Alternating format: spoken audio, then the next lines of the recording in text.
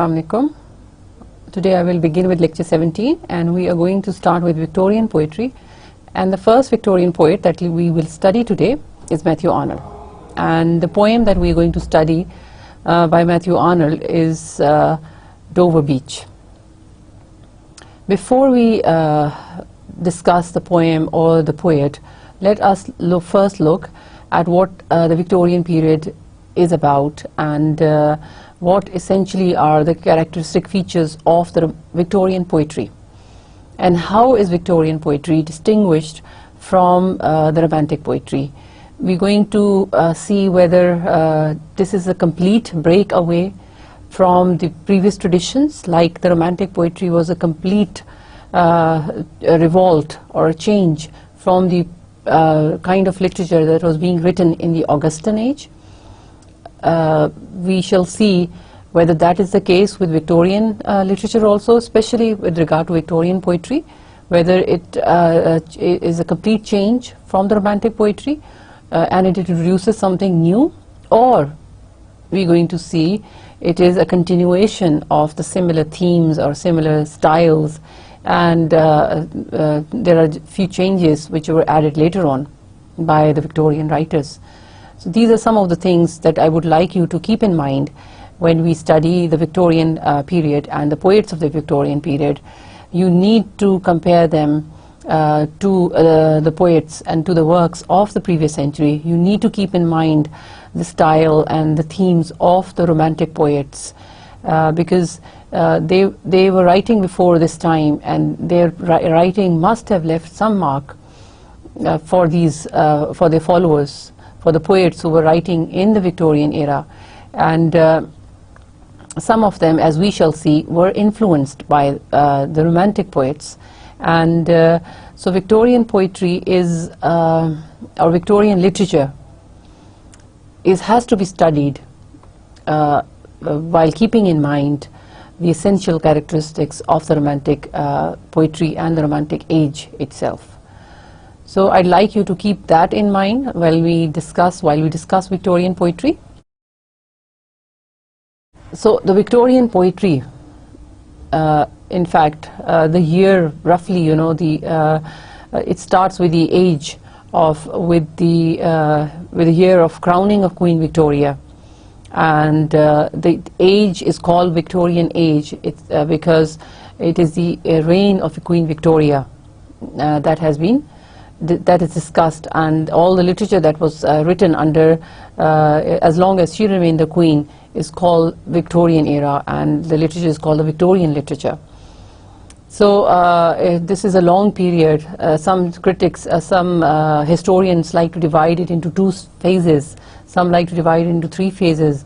There is the early Victorian writers, the early Victorian poets, and then there are the later Victorian poets or the later Victorian writers. And it's also significant that you keep in mind that there are some traits, there are some characteristics, some features that are different, that you know show a change, and that they show a difference between the early Victorian writers and the late Victorian writers. So the early Victorian writers, as we will be focusing on first, the early Victorian poets, and then we will look at some of the poets who were writing in the late Victorian era. We shall see that in the early Victorian era, the influence of the Romantics or the Romanticism, the movement that we like to call it, was still strong. The Romantics were not easily forgotten. They could not be easily forgotten. Their works left a great impact on the poets who were to compose poetry later on. So the influence of the Romantics was still strong in the early Romantic period, Victorian period, although we shall see that the Victorian poetry it reacted against this subjectivity of the Romantic poets, the longing of the Romantic poets to only revolve around themselves, to only revolve and think about their own emotions. We shall see that the Victorians move away from that tendency, but they retain some of the other characteristics of the romantics. And the Victorian poetry is essentially heroic. It is sentimental and it is nostalgic. These are the key features of the Victorian poetry. It is how is it heroic? You shall understand when we study some of the works, because the Victorians, like the Romantics, they like to look back at the medieval times, and they find themes from medieval times, and they take up stories and themes from the medieval times of the great heroes of the past, and they like to write about them.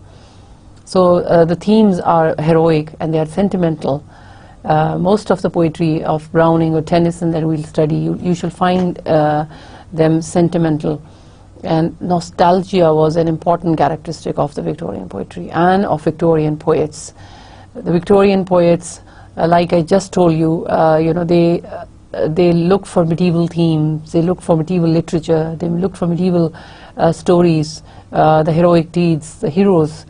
So the tendency to look back at the glorious past is also to be found with the Victorian poets. The most enduring feature of Victorian poetry is the dramatic monologue. The Romantics, as we saw, experimented with short lyrics, they experimented with odes especially. Most of the Romantic poets wrote great odes, and but they also wrote lyrics, they wrote songs also. So they experimented with these loose forms of poetry.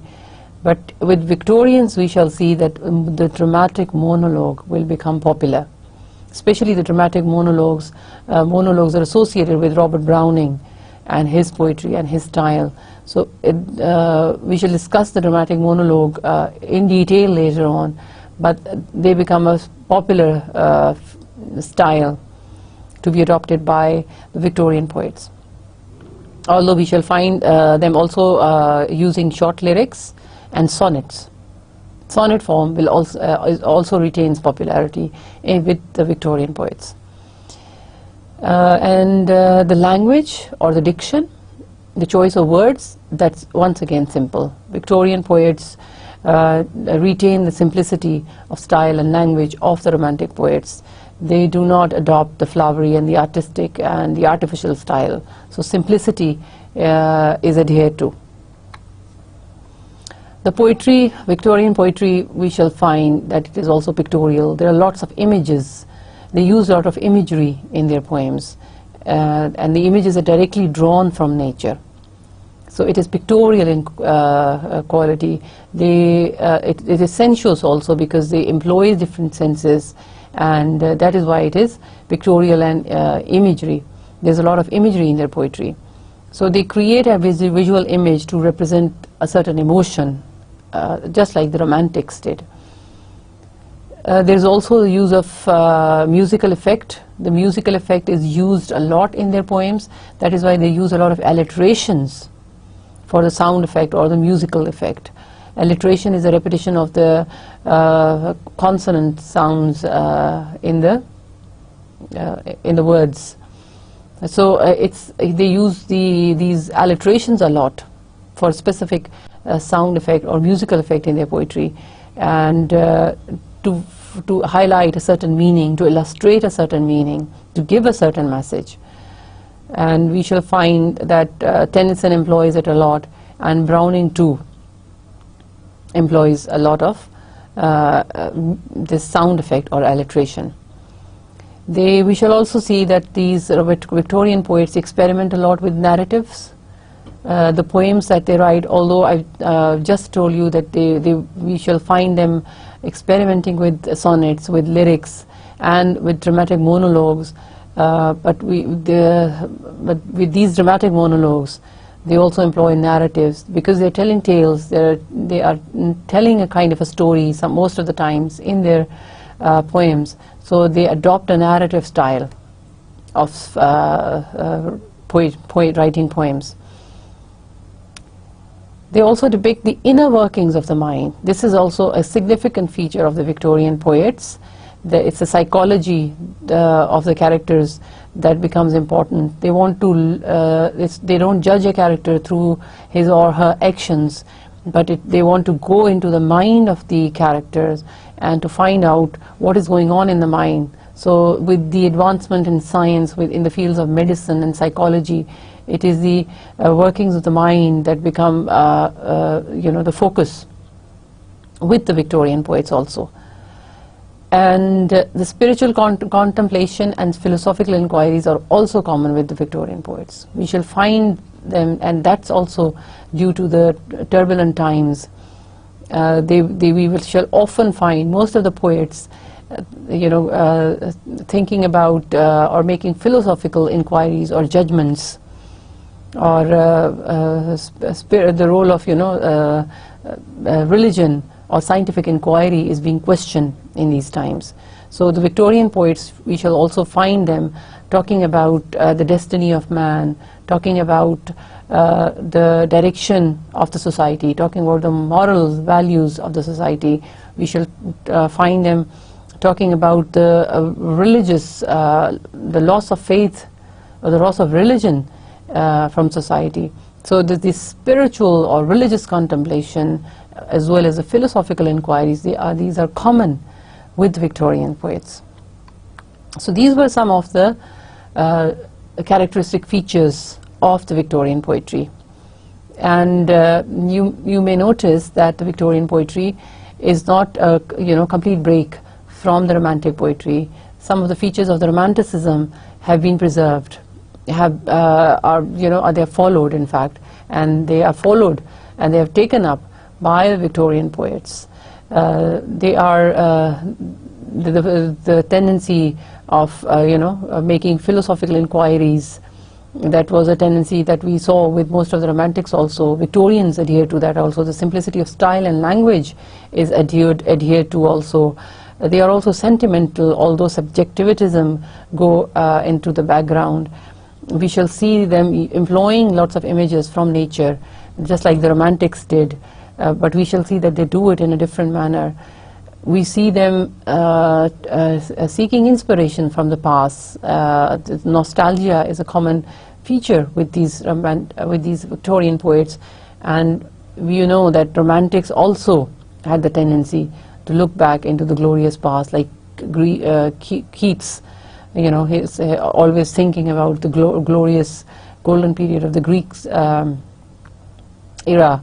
So some of the things are common. The difference is where this difference comes when we see them using the different techniques, like introducing dramatic monologues, introducing the narrative fashion of making poems, or we see them employing or analyzing a character from his or her mental workings, mental attitudes. So these are the new things that are introduced. They are not only obsessed with the outward actions, but they are more interested in finding out the real workings of the mind. So they look into the psychology of the mind, psychology of human actions becomes their focus of attention. And you shall also see that these Victorian poets, they like to experiment also with language, with style, in a sense that they employ alliteration as a device. They employ it for emphasis. Most of the Romantics also did that, but with them the favorite device was repetition for emphasis. Keats often did that. Shelley also, Coleridge too did that, and with Wordsworth we saw that it was basically his own emotions, the outpouring of emotions, that was more important. But he also made use of repetition, if you remember Tintin Abbey. So here alliteration, consonance and assonance, they become a useful device. So this was what Victorian poetry is about. We will explore more themes as we discuss the different poems, but this is just a general introduction, or for your general understanding of what the Victorian poetry is about and how it is different from the romantic poetry. Now let's look at some of the poets of the early Victorian period. I'm going to discuss with you Mathew Arnold and Alfred Tennyson, but we shall also discuss, in fact, Robert Browning. So the two great early Victorian poets, namely Alfred Tennyson and Robert Browning. We are going to look at their works also. Arnold, although not a very popular poet, although a very popular critic, a famous critic, but less known for his poetry, but we shall also look at it and look at some of his poems, because they reflect the mood of the age, because they will introduce you to some of the dilemmas of the age, because he writes about his times, he writes about the Victorian era, the problems and issues of the Victorian period.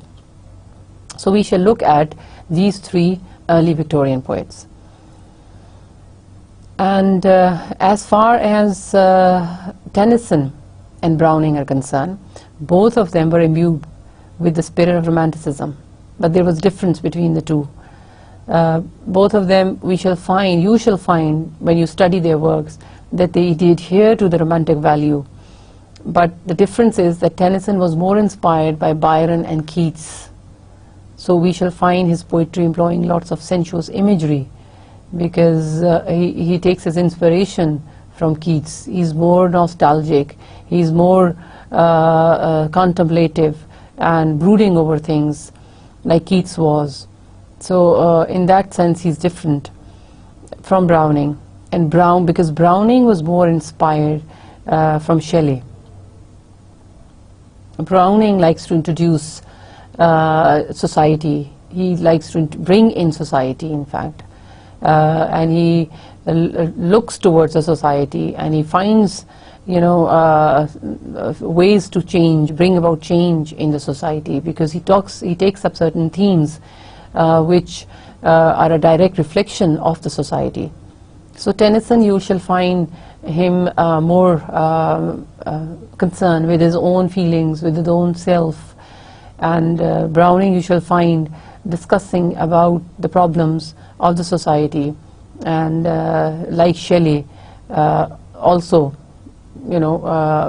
showing a bit of optimism. And we shall see in this age also skepticism or cynicism, also taking root. Romanticism will be blended with the skepticism, and it is this quality which distinguishes the Victorian poetry from the poetry of the Romantic period. It is not pure Romanticism, it is Romanticism which is blended with skepticism, and skepticism due to this conflict between the religion and the scientific rationalism. Victorian age was the age when new discoveries were made in the field of science and medicine. Victorian age was the age of rationalism. It was the age of new ideas in all fields. In economy, capitalism was taking roots. In rationalism, in philosophy, in religion, in science, there were new debates, there were new discoveries, there were new inventions. So the belief in religion, the faith in Christianity, the faith in God, they were all being shaken. They were all shaken, in fact, by the skepticism or the cynicism or this questioning attitude of which science brought with it, which science introduced with it, which we call skepticism, or doubt. So that is what is introduced. So we shall see this tussle between science and religion reflected in the works of the early Victorian poets. So now let's start with Mathew Arnold.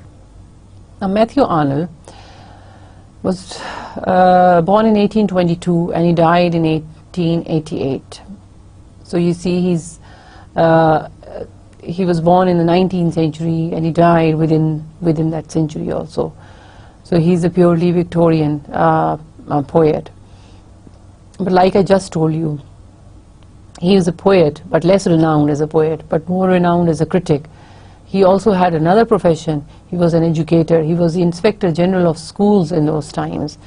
In fact, Arnold was given the task of updating the curriculum of the schools also. And it was he who revised the syllabi and the curriculum in the schools, in one particular school that he was in charge of, and he introduced English literature as a subject also, because he believed that literature could reform ways, could reform society, could reform man, could improve the character of the man. But I shall talk about it in detail with you. So most of his poetry, we see that it gives expression to the conflict of the age. As a poet, he reflects the conflicts of the Victorian era, and that conflict is mostly between faith or religion and skepticism, which is a scientific rationalism. And therefore we find him really melancholic. In his poems we come across a melancholic poet, a sad poet who's not happy with the society. So he, as a moralist, as a believer in Christianity, as a believer in God, as a believer in religion, he was deeply disturbed by this scientific rationalism, which he called, which he described as intellectualism or Philistinism. And he questioned the skepticism. He was disturbed by these changes in the society, and he wanted religion to play a dominant role in the society and in the lives of the people. But he saw that that was not to be. He saw religion being shuttled into the background. He saw religion being replaced by science and rationalism and intellectualism.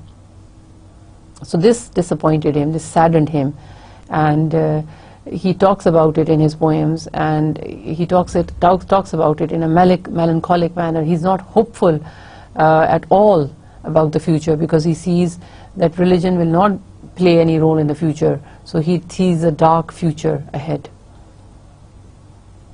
And he was in that way disappointed with lack of faith in the society, and this was due to Darwin's work on the origin of species. You must all be familiar with Charles Darwin. Charles Darwin published his work by the title Origin of Species, and this species is us, the organism, the breathing organisms. And this book in fact revolutionized scientific thought, intellectual thought in the Victorian age, and it actually was contrary to the religious dogmas, to the teachings of Christianity, because it proposed that all man, it had its origin in one species, in one organism.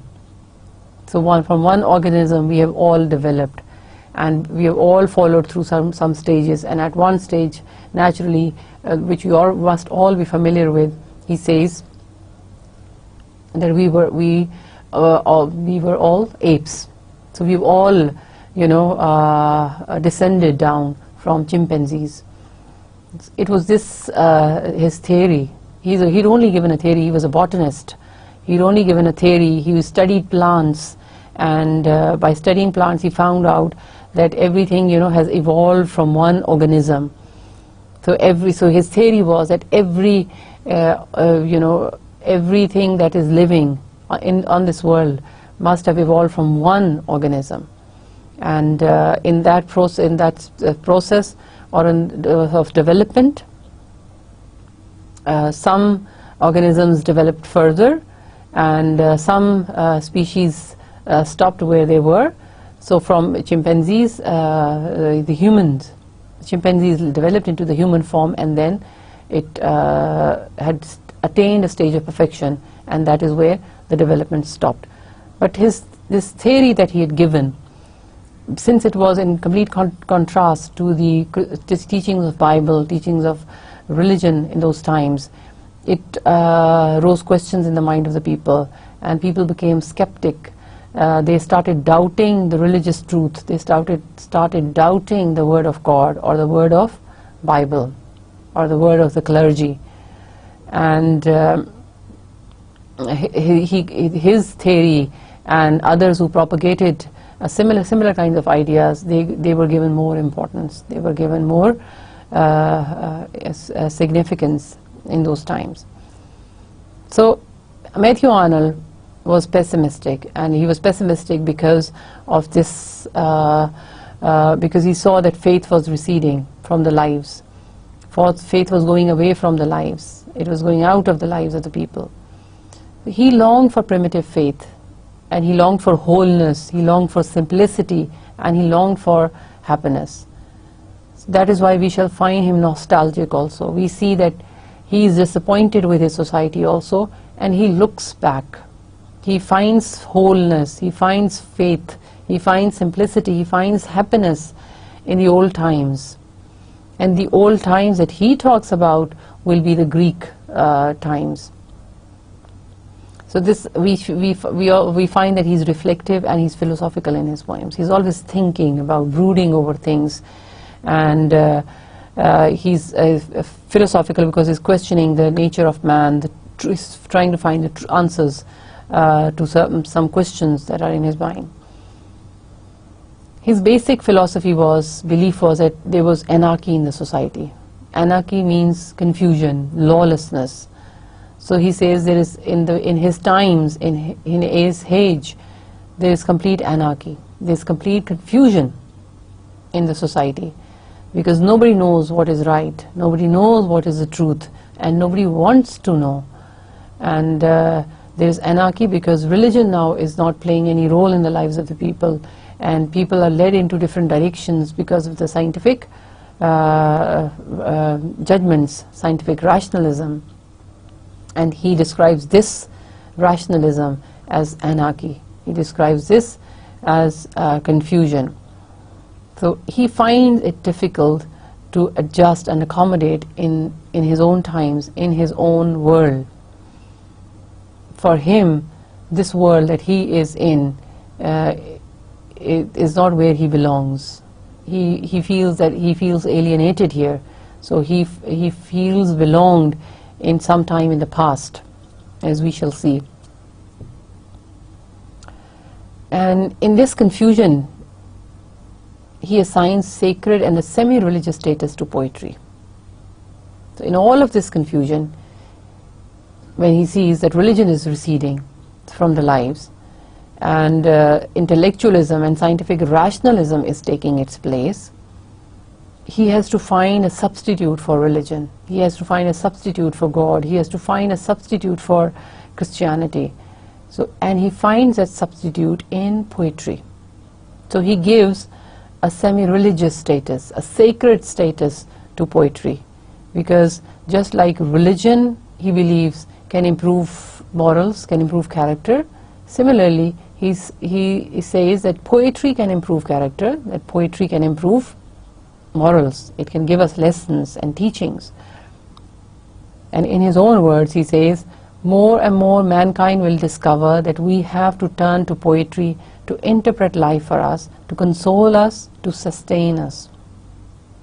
You see? So he says mankind has to turn not to religion, he says, to poetry.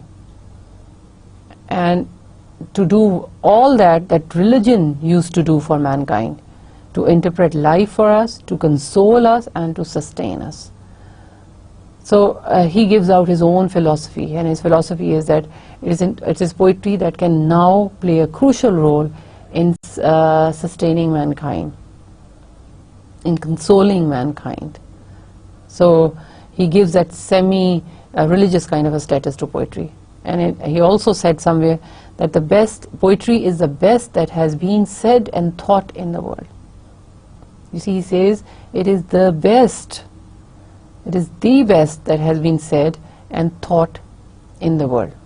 So if anything worthwhile was ever written in the world, it was poetry, in his opinion. For Arnold, poetry has both aesthetic and instructional function. So aesthetic means he believes that poetry is can be read for pleasure's sake, and it has instructional function, meaning it also has a moral value. It also gives moral lessons. So poetry serves both functions. It can be read for pleasure, it can be read for the sake of happiness, it can be read for the sake of comfort, but he says it also gives moral lessons. And the best poetry for Arnold is the one that embodies Hellenism or Greek culture. Now, after he has ascribed the semi-religious status to poetry, he says that all poetry is good, but he says the best is one that was written that is about Greek culture, that was written in the Greek times. So that embodies Hellenism. And he looks for high seriousness in poetry, so he believes that poetry should have high morals, have high aims. So he looks for high seriousness and meaning. He means that the combination of it should have a combination of deep insight and perfect form. So a good poetry is one which combines high seriousness and good form, perfect form. And he believed that this was found in the poetry of Homer, the great Greek poet, and Dante, the great Italian poet, and Shakespeare, the great British poet. So he believed that it was in their works that high seriousness is to be found. And his own poetry, we shall find, is plain. When I say plain, it means it has got, he writes in a plain fashion, he uses simple language, he doesn't use flowery or artistic language, and it is prosaic, it moves like prose. Like I told you, that one feature of the Victorian age is a narrative method. So this is why it is called prosaic. Today we are going to discuss and read Dover Beach by Mathew Arnold. And before I discuss and analyze the lines with you, just a little information on the poem.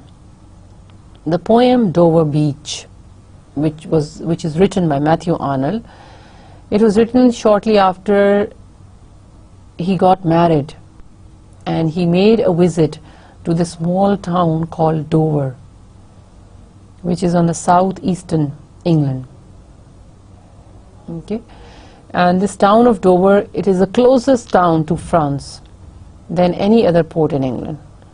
If you take a look at the map and the geographical location of England, and you shall see that this UK is separated from the mainland Europe through a channel of water, which is called the English Channel. So UK is like an island, and the mainland Europe, the last country here near England is France. So, and that the point in England which is closest to the French coast is Dover. So he was in Dover with his wife, his new wife, in 1851, and he had stopped there for a while. And from the beach of Dover, you could actually see the coast of France. There was just hardly a stretch of water in the middle, and small boats or ferries could even take you from the Dover beach to the coast of France. And this stretch of water was called the Strait. The Strait of England, it separates the town from the coast of France. There was this narrow stretch of water called the Strait. We shall find in the poem different points of views. Sometimes we hear the voice of the poet talking to us. Sometimes the poet is speaking to his wife, his beloved, and sometimes there is it's not the poet talking to us, but it is an omniscient narrator. So there are different points of views in the poem, and the poem has this melancholic, mournful tone, and it's like an elegy. It moves like an elegy. An elegy is a poem written on the death of someone. So it's like it is as so mournful that it moves like an elegy, but it has the intensity of a dramatic monologue because he's talking. So both the qualities are there in this poem. The central message of the poem is the loss of faith that Arnold was so obsessed with, the idea of loss of faith in the Victorian society as a result of scientific postulates such as the evolutionary theory of the English physician Erasmus Darwin and French naturalist Jean-Baptiste Lamarck. So both of these had proposed the theories on the origin of man, and which had caused skepticism and resulted in the loss of faith amongst people. So the central theme of the poem is a loss of faith, loss of religion, loss of belief in God. Arnold was a believer in God and religion, but he also supported an overhauling of the religious thinking. He saw that the old teachings were not enough in his society, in his world. So he believed that they needed to mold or shape religion to fit the needs of the Victorian age, of his times, and maybe that is why he thought of giving this semi-religious status to poetry also. In God and Bible, in his own work, he wrote, and I'm going to read it out for you. He said, "At the present moment, two things about Christianity religion must surely be clear to anybody with eyes in his head. Two things. One is that men cannot do without it." So one thing is that men cannot do without Christianity. They cannot do without religion. The next is, he says, the other is, they cannot do with it as it is. He says, and the other thing is that the mankind cannot learn anything from Christianity as it is now. So they needed to change it, they needed to reform it, they needed to adjust it, adapt it, mold it according to the needs of those times. Maybe you can connect him to the ideas of our own great poet Allama Iqbal, who in his times also suggested reformation, also suggested in his book titled The Religious Thoughts in Islam. I'm forgetting the name actually, but in his own work he's spoken about the need to establish religion according to the new demands of the time. So Arnold favored his religion, Christianity, and he wanted it to play a dominant role in the society, but he understood that in order to bring it at par with those scientific postulates or with intellectualism, they needed to change it, they needed to reshape it, they needed to remodel it maybe. The poem is not a very long poem. You shall see that it's composed in 3 stanzas, 3 irregular stanzas. They don't have a fixed length, the stanzas. So it is it's not a regular it's not in a regular fashion. It is a short poem, but it is a deeply philosophical poem. He's in a deeply contemplative, mournful, melancholic mood, and you may be surprised why he's so, when he's on honeymoon and he's gone with his newly wedded wife, but you know, he is still disturbed by the thoughts of these things in the society. Let us look at the poem now. He says, "The sea is calm tonight, the tide is full, the moon lies fair upon the straits." Now the sea, look at the imagery of calm he's creating. He's going to do that in the first 6 lines for you. He is at the beach. He's at the Dover beach. Okay, he's in this small town overlooking and where he's staying, where this place that he's staying with his wife, it is on the beach, and he can see from his window. He's standing at the window, and he can see the sea before him.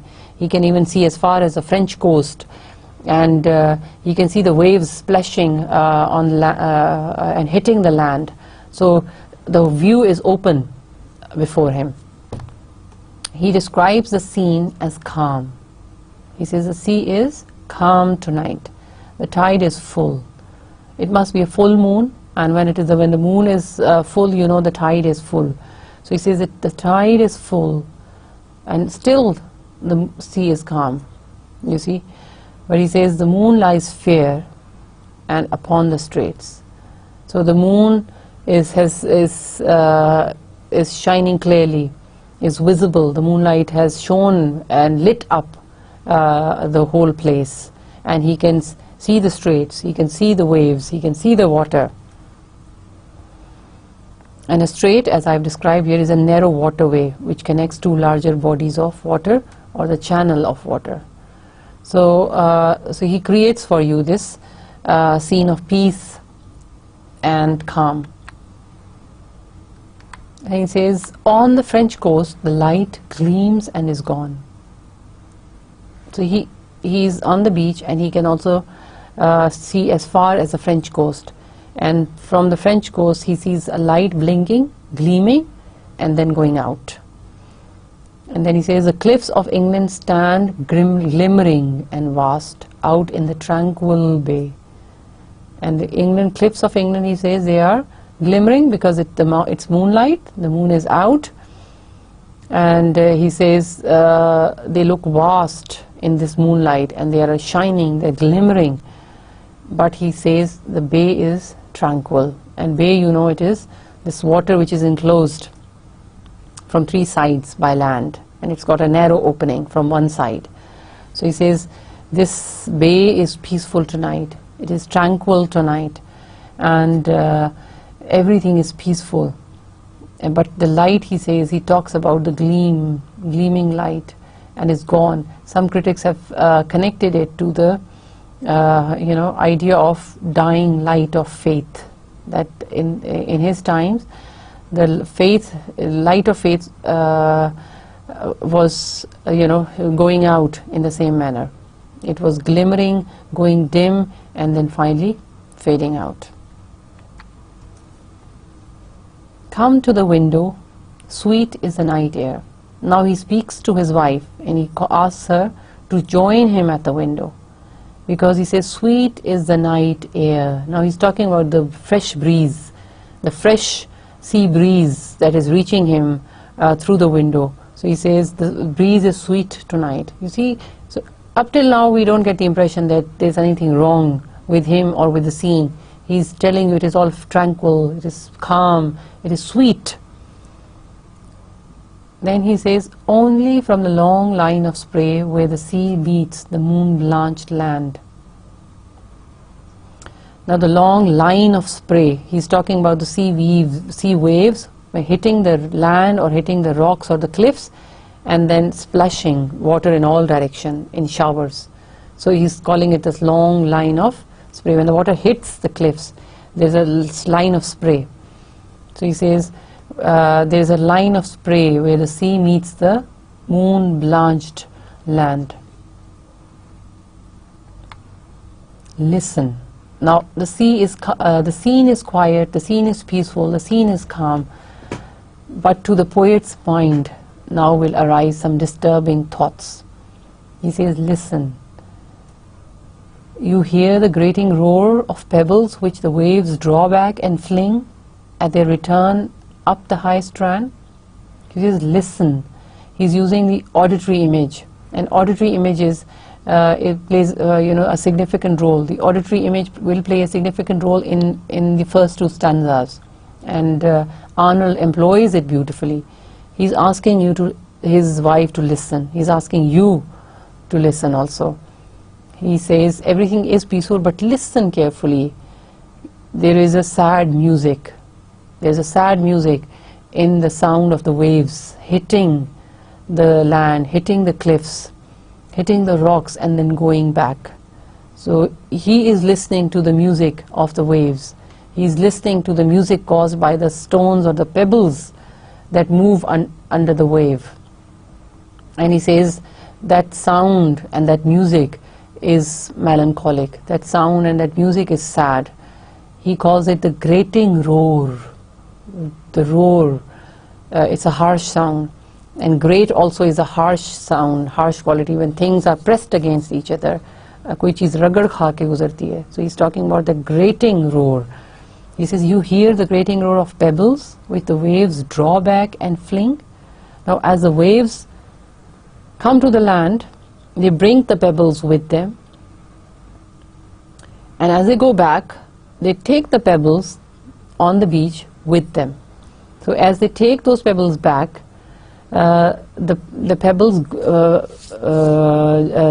they actually rub against each other, and they produce this noise, this sound. And he can actually, in the quiet and the calmness of the night, he can actually hear the grating noise of these, the rubbing noise of the pebbles. And as the waves draw back and they go back to the sea, and then they fling those pebbles back when they return to the land. Some of the critics have also compared the pebbles to men's minds. He says the men's minds are like pebbles on the shore that are swayed between belief and disbelief, between faith and skepticism. He says like the pebbles are taken by the waves with them to the sea, and then they are flung back. There is this to and fro motion of the pebbles. He said in the same way, men's minds, which are like pebbles, they are swaying in both directions. They don't know which to believe, which side to believe. They sometimes are taken to the sea, or sometimes they want to believe what religion tells them, and then they are thrown back on the land, and they are made to believe what the scientific truths are telling them. So they are swaying between belief and disbelief, and between faith and skepticism. Then he says, begin and cease, and then again begin, with tremulous cadence slow, and bring the eternal note of sadness in. He's still talking about the waves taking the pebbles with it to the sea, with them to the sea, and then flinging them back again onto the land. He says these waves begin and cease. They begin, there is a motion in them. So they don't stop. They're continuous. It's a motion that is unending. It never stops. They begin, and it's a continuous motion. They begin and then they cease. When they come back to the land, they seem to recede. They seem to cease. But then they begin again. They go back to the sea, gain their momentum, come back to the land with a force, and throw the pebbles back onto the land, but then cease. But then they again begin. So this is a continuous motion. He says with tremulous cadence is again the rhythmic motion, this rhythm of cease, begin and cease. But it is a cadence refers to at a regular interval. So it's not like, it's not something, so it has a rhythm, but it has a regular rhythm. The movement of the waves, the music of the waves, it's got a regular rhythm, it's got a regular sound effect. And so that is why it produces a great effect on the poet, on the mind of the poet. And he says it brings the eternal note of sadness, and it brings to his mind, it reminds him of the eternal note of sadness. So this to and fro movement of the waves and of the pebbles, and the sound and the music that it produces and creates, it leaves an impact on the mind, a sad impact on the mind of the poet, and he hears an eternal note of sadness.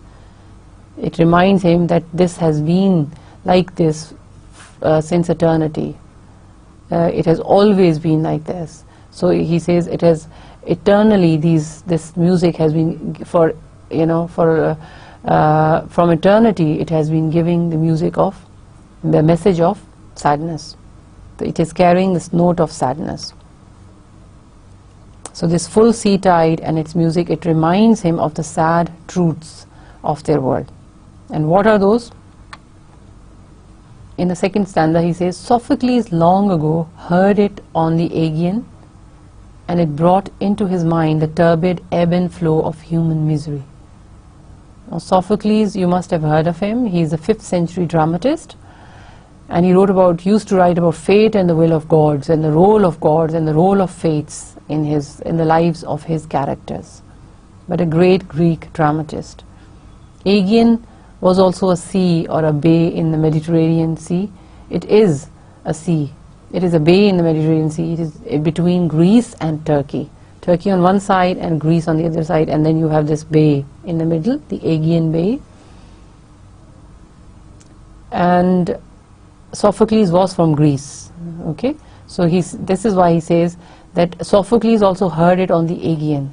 When Sophocles stood on his beach, he heard the same music that Arnold says, I am hearing now. Sophocles long time ago heard the same music, heard the same note of sadness, heard the same music of sadness. And it brought into his mind, he says, the turbid ebb and flow of human misery. And it also brought into his mind this ebb and flow of human misery. Ebb and flow is again the shifting fortunes, that just like the tide ebbs and flows, it begins and ceases. Ebb is cease, stop, and flow is begin. So he says, so just like it ebbs and flows, it stops, it ceases and then begins. The waves, he says, the human misery is the same. It is a continuous process. Just like the waves are coming and going at a regular interval, so is the human misery. So again, he is giving eternity to it. So humans have been miserable in the past also. So eternally they have been miserable. So this ebb and flow of human misery, it has continued from eternity. This is from the great past. Because he's reminding us that Sophocles also heard the same note of human misery. We find also in the sound a thought, hearing it by this distant northern sea. Now he says, this music or this sound also gives us a thought. It makes us think. It makes us think about the human conditions. It makes us reflect upon the human dilemmas. It makes us think about the human problems. It makes us think about human miseries. So he says, but it arouses some kind of thoughts in our minds when we hear it. So he is disturbed by the thoughts that are rising in his mind as he's listening to the music of these waves and the sound of the pebbles being crushed under the waves. In the third stanza he uses a grand simile. Now this sea, this water that he's talking about, now he's going to compare it to faith, to religion.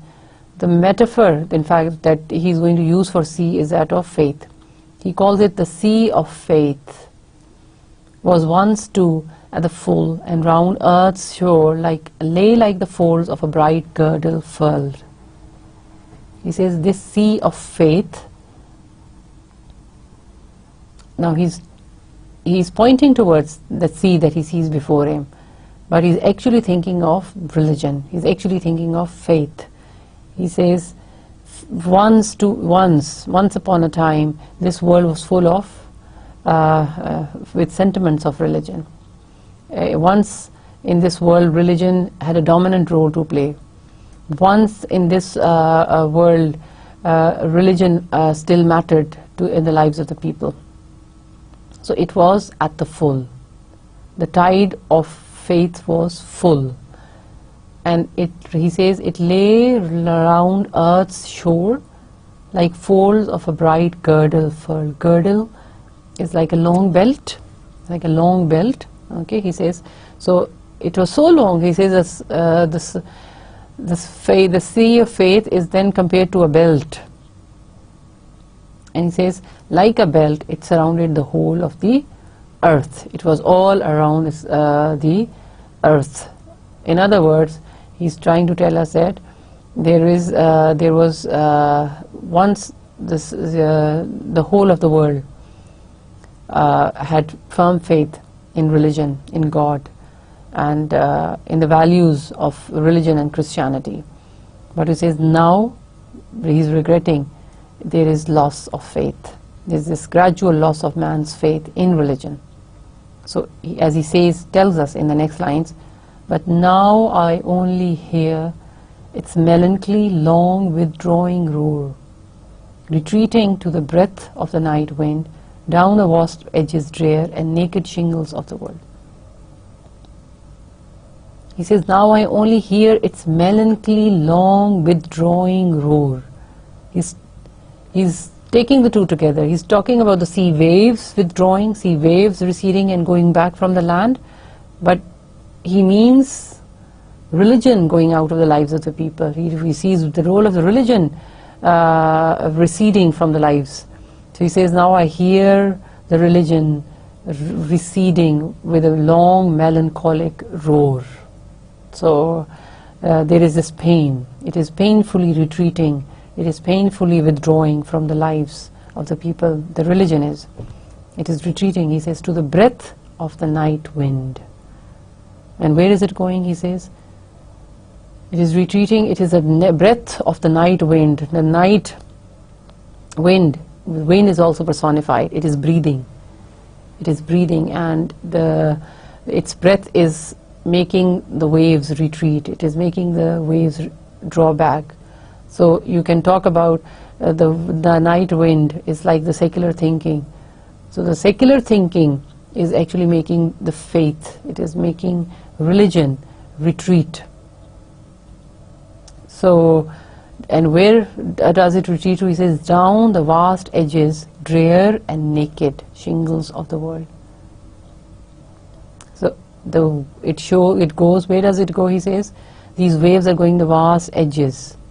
Down the vast edges, drear. Drear is something, is associated with sadness, darkness.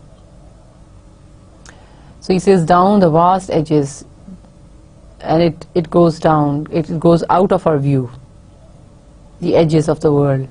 The waves recede, retreat, go down the edges of the world, and the naked shingles of the world, and the world becomes naked. The pebbles, shingles are the small stones, pebbles, naturally as the waves recede, he says, the pebbles and the shingles become naked, they are revealed.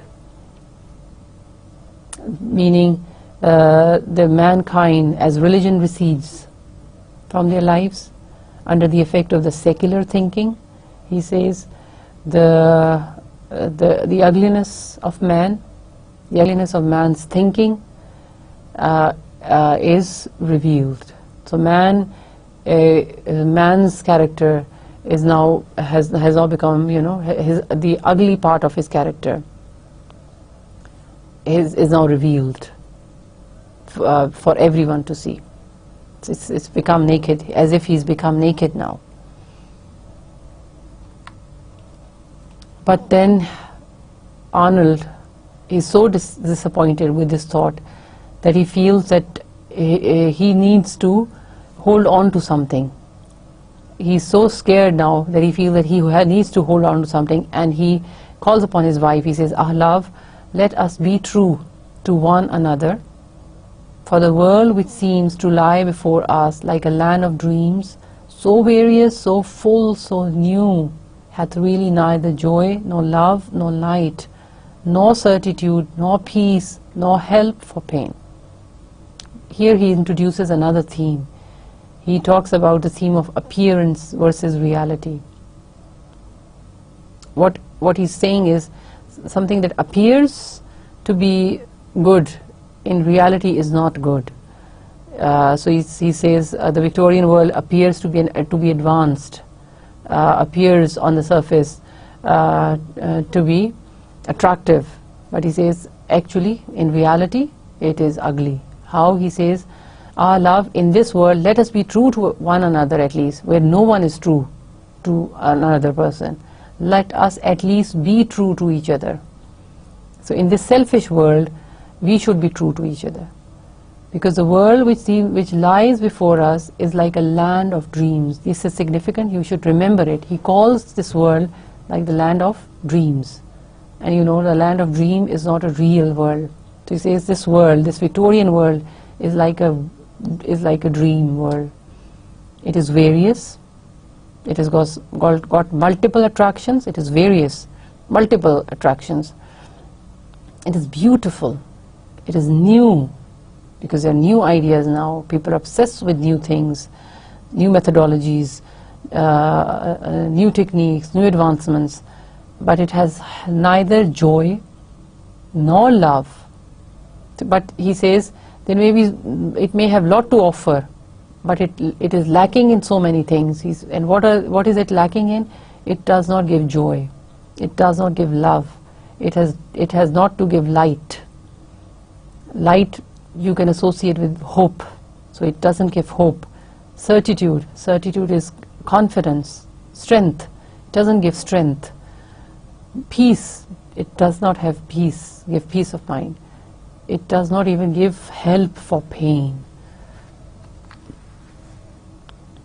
And the last oft-quoted, most memorable lines, he says, and we are here as on a darkling plain, swept with confused alarms of struggle and flight, where ignorant armies clash by night. These lines have been remarked upon by critics a lot of times. They're very popular, very famous, and they're oft-quoted. You must also memorize them. He says, he describes this Victorian world as a darkling plain. It is a plain, it is a world which is dark, which is becoming darker with every passing minute. He says we are here as on a darkling plain. We are swept with confused alarms of struggle and flight. He says it is here that people are struggling for their materialistic ambitions, for their materialistic aims, and they're all confused. People don't know what they want from their lives. This is why he calls them confused and he calls them ignorant, because they are not aware of what they truly desire. And he describes them as armies. These people are described as the two armies fighting in the thick of the night, fighting in the dark of the night, without knowing the reason why they are fighting with each other. So he calls the Victorian people, he calls these great intellectual minds of the Victorian era, and he compares them to these two armies who are fighting without any cause, who are fighting without any reason. In the same way, he says that these intellectuals of the Victorian period, they are debating, fighting with each other, but they themselves are confused. They themselves are ignorant. They themselves are not aware of the real truth. And so if they are ignorant and confused, they are also confusing the people with them. This is his main idea, and this is what he's hitting at. And it is this picture of the Victorian world that he gives you in this poem that is so significant and that is so important. But it is at the same time also how he perceives it, how he understands it, what is his attitude towards these changes in the Victorian age, which is important. So you need to keep all of that in mind, and you need to understand it, that it is a melancholic poem, but it's a philosophical poem, because he is talking about man, he's talking about the future of mankind, he's talking about the existence of mankind, he's talking about the needs of the mankind. So and he's trying to find solutions, but he doesn't offer us any solutions. This is why the poem is melancholic, because he sees that the world is becoming darker, because he says we are here on a darkling plane. It was growing darker and darker day by day. So that was Dover Beach. There were some themes that have emerged from this poem. I will look at them with you now very briefly. We see that the poem was held together by emotion, there was a unity of emotions and sentiments. And but you also notice that there was hardly any relation between the first part and the second part, but this unity of emotion and sentiments that united both the parts, although both of them shared totally different ideas. Another aspect of this poem is that it describes to you the effects of industrialization, which I talked about earlier also. So Arnold is describing to you this changing Victorian world as a result of advancement and growth of science and technology. And thirdly, he's condemning the loss of faith. He's condemning the loss of religion and the loss of meaning of life, which is the result of secular thinking. These are the prominent, themes of the poem. It's a unidirectional poem. You need not, look further away from what the message of the poem is. You need to understand the mood of the poem, the attitude of the poet, and the historical facts of the Victorian age. And you will be able to, that way you will be able to understand what truly is it that the poet is trying to communicate here.